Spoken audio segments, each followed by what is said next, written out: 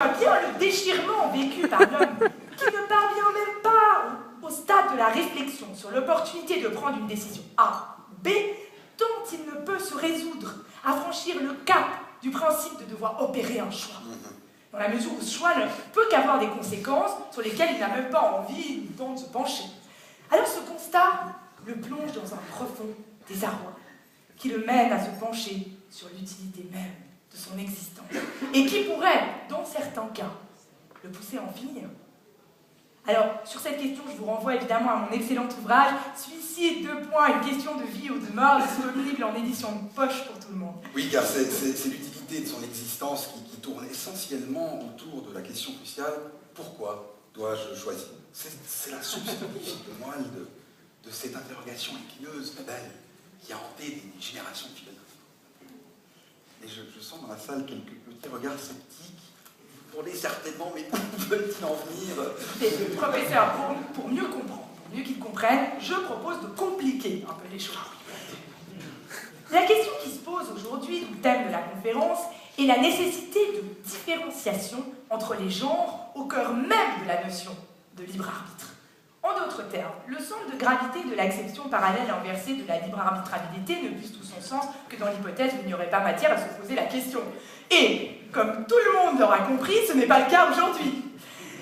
L'homme avec un grand H, en tant qu'être humain sans distinction de genre, en gros, l'homme sans sexe, est originellement, inconfortablement installé dans le fauteuil de celui qui opère un choix. Mais si cet homme est une femme, est-il habité par les mêmes difficultés et par la même incapacité de choisir? Et c'est là qu'intervient la fameuse phrase de Bernard Werber. Le libre arbitre des hommes consiste à choisir la femme qui décidera à leur place. Qu'entend-il par cette affirmation? L'être humain est en permanence confronté à la prise de décision dont les conséquences sont qualitativement différentes. C'est-à-dire qu'il existe une hiérarchie au sein même de l'éventail des choix qui s'offrent à l'homme. Ne pouvant supporter seul le fardeau de devoir opérer les choix incessants auxquels il est confronté en permanence, l'homme se voit contraint de choisir un second, au fin de le décharger de ses tours de tâche. Ce second, c'est la femme. Alors, en effet, occupé la plupart du temps à devoir prendre des décisions déterminantes, il n'est plus en mesure d'opérer les choix les plus basiques. Et c'est là que la femme intervient. Attendez, professeur. Visiblement, je ne comprends pas du tout la citation comme vous. C'est-à-dire? Écoutez, pour moi, si la femme existe, c'est parce que l'homme est tout simplement incapable d'opérer un quelconque choix, majeur ou mineur d'ailleurs. Les hommes n'ont que l'illusion du choix, car sans les femmes, ils seraient complètement perdus. Ah, attendez. Vous êtes d'accord que l'homme a été créé avant la femme? Bon. D'où sa position originelle que l'on peut assurément qualifier d'antérieure, donc de supérieure. Effectivement, si j'étais texan, évangéliste, créationniste, oligophrène, phallocrate, misogyne, oui, effectivement, là, je serais d'accord avec vous. Enfin, professeur, ne le prenez pas comme ça. C'est une question pure logique, finalement. Hein. Donc, laissez-vous emporter par ma propre conviction, laissez-moi finir, surtout. Puis vous verrez que vous serez d'accord avec moi. L'homme a suffisamment de choses importantes à régler pour ne pas perdre de temps avec des considérations d'ordre purement secondaire. Vous êtes d'accord avec moi, quand même? Non, enfin, continuez. Bon, on va faire plus simple. Quand l'homme partait à la chasse... Il perdait sa place. Concentrez-vous, professeur, s'il vous plaît.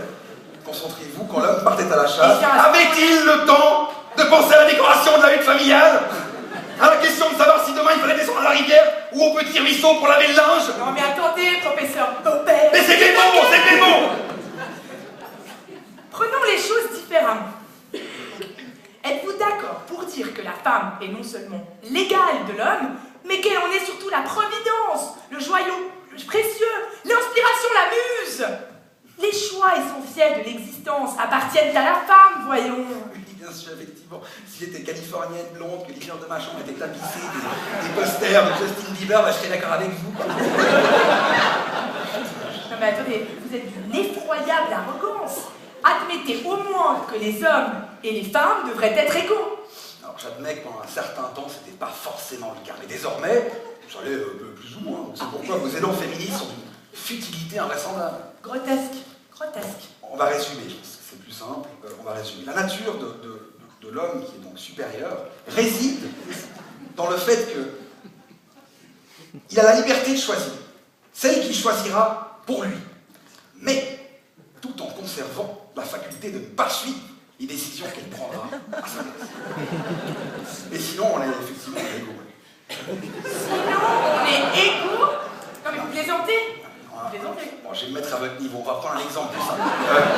Prenez la souffrance, par exemple, en tant que concept, d'accord, la souffrance. Vous allez pas me dire qu'il y a davantage de femmes qui souffrent que d'hommes qui souffrent. Ah vraiment? Savez-vous qu'à New Delhi, une femme est violée toutes les 2 minutes? Alors vous dites quoi de ça? La pauvre.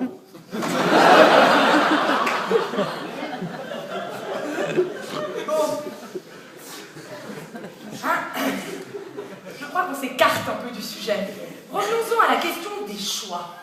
On va faire encore plus simple, juste pour se mettre à votre niveau. L'homme n'a le choix que dans la mesure où la femme l'opère. Ah oui, vous êtes chirurgienne maintenant. Si vous m'avez choisi comme intervenante aujourd'hui, c'est bien parce que vous n'avez juste aucune idée du thème de la conférence et que du coup, vous avez préféré me laisser diriger les opérations. Non. Je vais vous avouer une chose. C'est parce que ça fait des années que vous me faites de l'eau. Que vos livres se vendent mieux que les miens. Que c'est toujours vous qu'on invite à prendre la parole aux séminaires internationaux les plus importants. Et aujourd'hui, je crie vengeance. Vous êtes devant un parterre d'avocats vaudois qui, par nature, pensent que le concept de femme intellectuelle n'est qu'un oxymore. Alors, je vous fais de l'ombre. Je vous fais de l'ombre. Mais évidemment que je vous fais de l'ombre. Vous êtes un vulgaire professeur de philo au collège Calvin à Genève pour des ados boutonneux qui roulent en Porsche Cayenne avec chauffeur et qui ne connaissent rien d'autre que Genève, Megève et Saint-Trope. Enfin bref, des jeunes voix, comme tout le monde aura compris.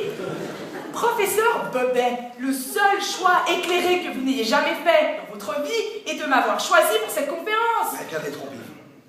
Détrompez-vous, cher professeur Taspé, parce que mon libre arbitre était certes de faire appel à vous, mais mon choix, lui, était de vous faire ressentir la honte, le rejet, que votre ego surdimensionné bascule dans les noirceurs minérales de la gravité. Alors, c'est qui le patron? Professeur Bébaud, je m'incline. Je suis contrainte d'admettre que le choix vous appartient. Alors, on va chez moi ou chez vous? Eh bien, vous devenez raisonnable. Chez moi, chez vous. Je vous laisse le choix. Ah ah! Merde!